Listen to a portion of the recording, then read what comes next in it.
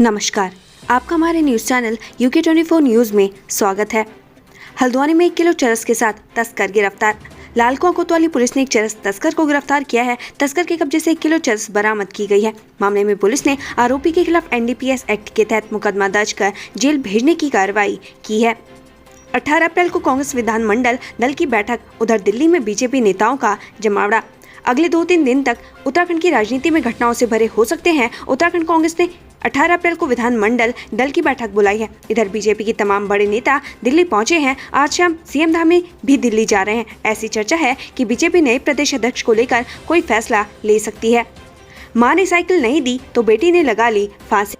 छोटी छोटी बातों पर बच्चे बड़े कदम उठा लेते हैं। ऐसा ही एक मामला रायपुर में सामने आया है। कृष्णा एनक्लेव मयूर विहार में साइकिल नहीं मिलने पर एक लड़की ने फांसी लगा दी। मौके पर पहुंची पुलिस ने दरवाजा तोड़कर शव नीचे उतारा। बेटी के इतना बड़ा कदम उठाने के बाद माता पिता और परिजन सदमे में हैं।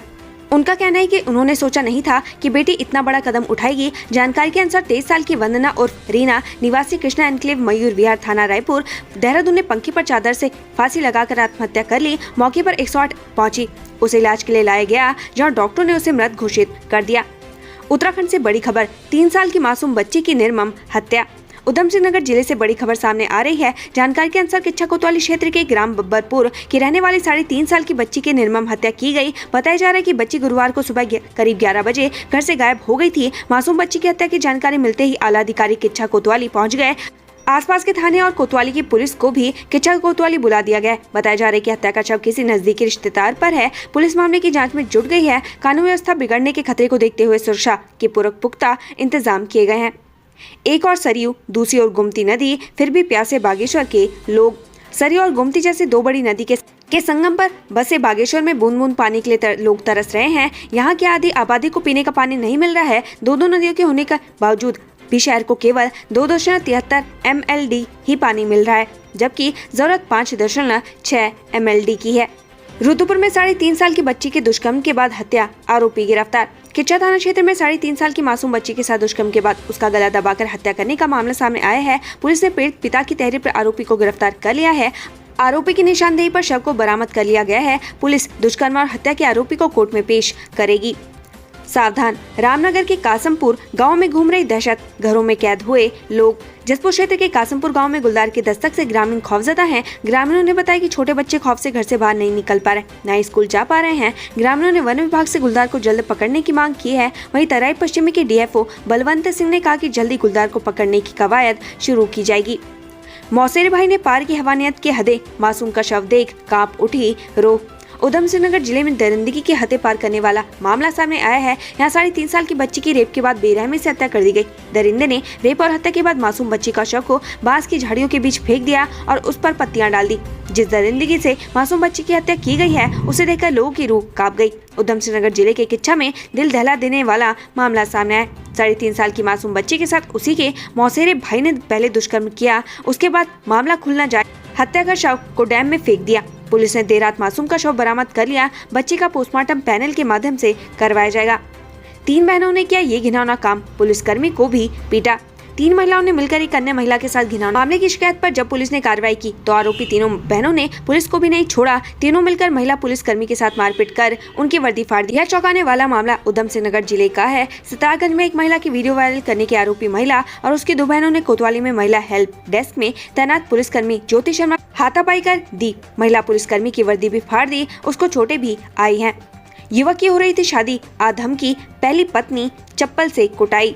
गदरपुर काम्बोज धर्मशाला में शादी हो रही थी। इससे पहले की शादी की सभी औपचारिकताएं पूरी होती, वहीं एक महिला आधम की। महिला का कहना है कि वो उसका पति है और दूसरी शादी कर रहा है। इस दौरान शादी स्थल पर जमकर हंगामा हुआ। पुलिस को सूचना दी गई। मौके पर पहुंची पुलिस ने शादी रुकवा दी। गदरपुर काम्बोज धर्मशाला में हो रही शादी में उस वक्त हंगामा मच गया जब दूल्हे की पत्नी होने का दावा करने वाली कीर्ति सानी नाम की महिला गदरपुर पुलिस को लेकर मौके पर पहुंच गई। हंगामे के चलते शादी रुकवा दी गई और लड़की पक्ष के लोगों ने दूल्हे की चप्पलों से धुनाई कर दी। पुलिस लोगों की भीड़ से दूल्हे को बचाकर गदरपुर थाने ले आई।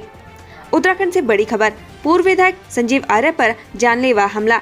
नैनीताल पूर्व विधायक संजीव आर्य पर जानलेवा हमला। बेताल घाट के जावा गांव में कार्यक्रम के दौरान युवक ने छैनी से किया हमला। हमले में संजीव आर्य बाल बचे और हाथ में हल्की चोटें लगी है। हमला करने वाला युवक मानसिक रूप से बीमार बताया जा रहा है। संजीव आर्य अंबेडकर जयंती के कार्यक्रम में शामिल होने बेताल घाट गए थे। स्थानीय लोगों ने युवक को पकड़कर पुलिस के सुपुर्द कर दिया है।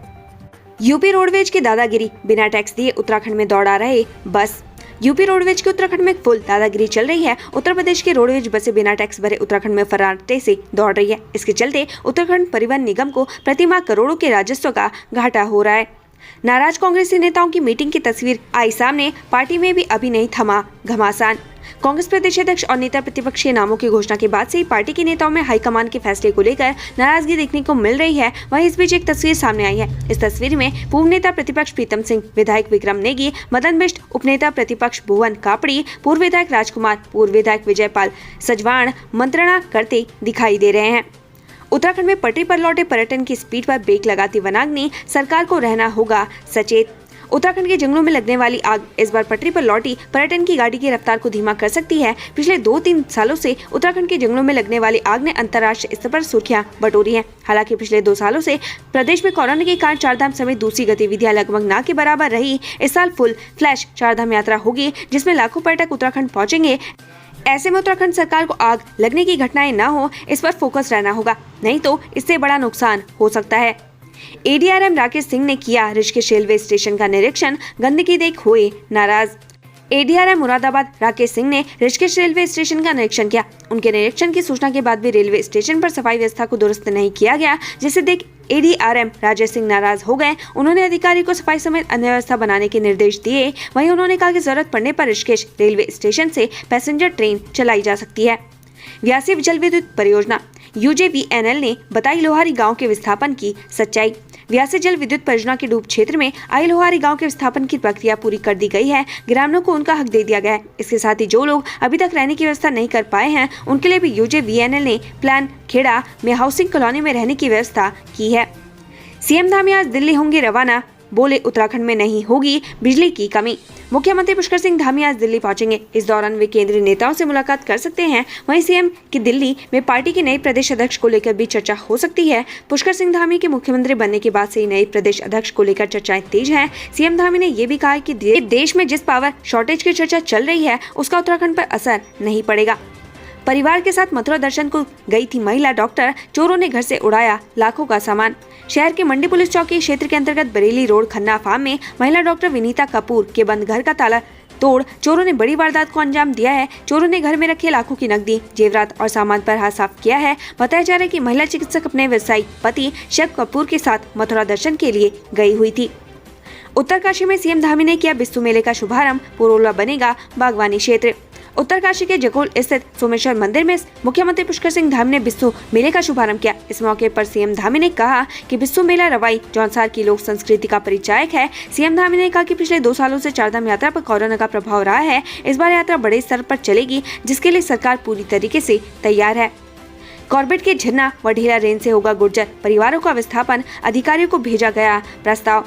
विश्व प्रसिद्ध जिम कॉर्बेट नेशनल पार्क के बफर एरिया में अभी भी कई गुर्जर परिवार निवास करते हैं, जिन्हें शिफ्ट किए जाने की कोशिशें की जा रही है। ढेला और झरना रेंज में अभी भी 52 परिवारों को शिफ्ट नहीं किया जा सका है, जिसको लेकर कॉर्बेट प्रशासन ने उच्च अधिकारी को प्रस्ताव भेजा है।